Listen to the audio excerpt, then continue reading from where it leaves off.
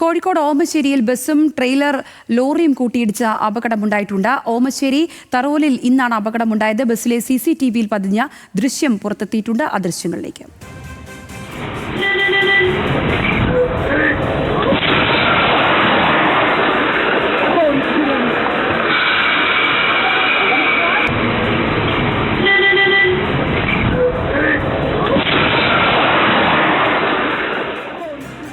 രതീഷ് വാസുദേവനുണ്ട് കോഴിക്കോട് നിന്ന്. രതീഷ്, നേർക്കുനേർ വന്ന കൂട്ടിയിടികളാണ്. നല്ല മഴയുണ്ടായിരുന്നു, റോഡൊക്കെ തെന്നിക്കിടക്കുന്ന സാഹചര്യമാണ്. എന്താണ് ഈ അപകടത്തിലേക്ക് നയിച്ചത്?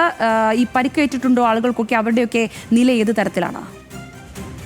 സംഗീത, അപകടത്തിൽ ആർക്കും കാര്യമായി പരിക്കില്ല. പക്ഷേ ഈ ദൃശ്യങ്ങളിൽ തന്നെ വലിയ പേടിപ്പെടുത്തുന്ന തരത്തിലാണ് ദൃശ്യങ്ങൾ കാണുമ്പോൾ നമുക്ക് മനസ്സിലാവുന്നത്. കാരണം ഈ ചെറിയ റോഡ്, വലിയ മഴ, ആ സമയത്ത് വലിയ വേഗതയിൽ പോകുന്ന ബസ് എതിർദിശയിൽ തെറ്റായ ദിശയിൽ വരുന്ന ട്രെയിലറിലേക്ക് ഇടിക്കുന്നു. എന്നാൽ ട്രെയിലർ വളരെ പതുക്കെ വന്നതുകൊണ്ട് മാത്രമാണ് ഒരുപക്ഷെ വലിയ ആഘാതം, അപകടത്തിന്റെ കുറവുണ്ടായതെന്നാണ് മനസ്സിലാക്കാൻ സാധിക്കുന്നത്. എന്തായാലും ആളുകൾക്ക് ചെറിയ സാരമായ പരിക്കുകളേ ഉള്ളൂ. അവരെ സ്വകാര്യ ആശുപത്രിയിൽ പ്രവേശിപ്പിച്ചു. എന്നാലും ബസ്സുകൾ ഇത്തരത്തിൽ ഈ സമയത്ത് ഇങ്ങനെ നിയന്ത്രണം വിട്ട് പോകണമോ എന്ന് നാം പരിശോധിക്കേണ്ടതുണ്ട്.